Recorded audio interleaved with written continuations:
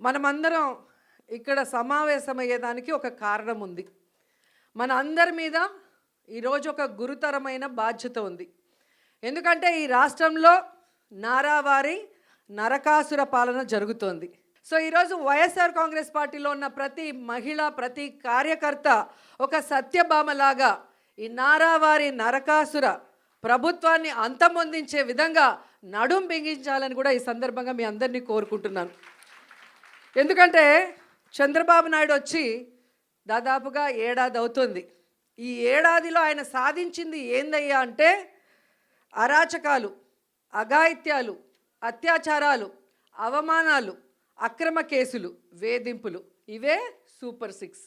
So ఈ super 6 ఇవ్వడానికి ఉత్సాహం చూపిస్తున్నాడు తప్ప మనం మహిళలకు ఇచ్చిన వాగ్దానాల్ని నెరవేర్చాలన్న చిత్తశుద్ధి వాళ్ళకి లేకపోవడం అనేది మనం అందరం కూడా గమనించాలి.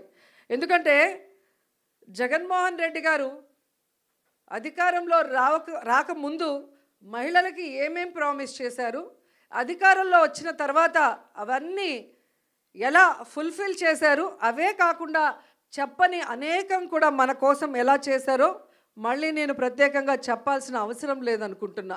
ప్రతి కుటుంబంలో ఎంతమంది ఏ ఏ స్కీమ్కి అర్హులో కులం, మతం, పార్టీ చూడకుండా అందరికీ అన్నీ అందించారు కాబట్టే ఈరోజు మనం ధైర్యంగా గ్రామాల్లోకి వెళ్ళగలుగుతున్నాం.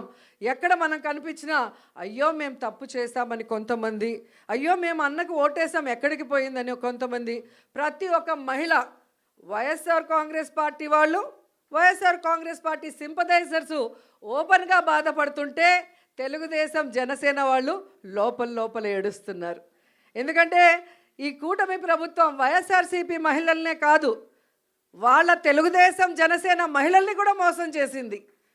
వాళ్ళకు కూడా అమ్మఒడి లేదు, వాళ్ళకు కూడా చేయూత లేదు, వాళ్ళకు కూడా ఆరోగ్యశ్రీ లేదు, వాళ్ళకు కూడా ఏ ఒక్క సంక్షేమ పథకం సూపర్ 6 లేదు.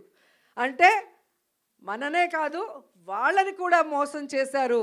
మనం బయట చెప్పుకోగలుగుతున్నాం, వాళ్ళు చెప్పుకోలేక కుమిలిపోతున్నారు అన్నది నిజమని కూడా ఈ సందర్భంగా తెలియజేసుకుంటున్నాం. ఉగ్రవాదులకి మనకి మధ్యన జరిగిన యుద్ధంలో ముందుండి నడిపించింది ఎవరు? మహిళలు. సో మహిళలుగా మనం గర్వపడాలి. చంద్రబాబు నాయుడు కూటమి ప్రభుత్వం అధికారంలోకి వచ్చిన తర్వాత మహిళల మీద, చిన్నపిల్లల మీద అఘాయిత్యాలు, అత్యాచారాలు ఎంతగా పెరిగిపోతున్నాయో అసెంబ్లీ సాక్షిగా వాళ్ళు ఇచ్చిన లెక్కలు చూస్తేనే మీకు అర్థమవుతుంది.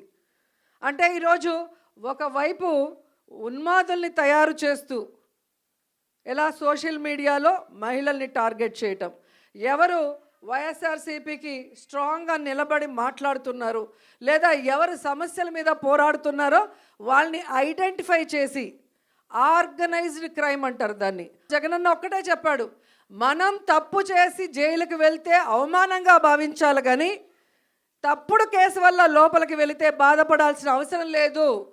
ప్రజల్లో మీరు ఒక హీరో అవుతారు. ప్రజల కోసం మీరు వెళ్తున్నారు కాబట్టి ఆ ప్రజల ఆశీర్వాదం మీకుంటుంది, మీకు ఎటువంటి ముప్పు జరగదు.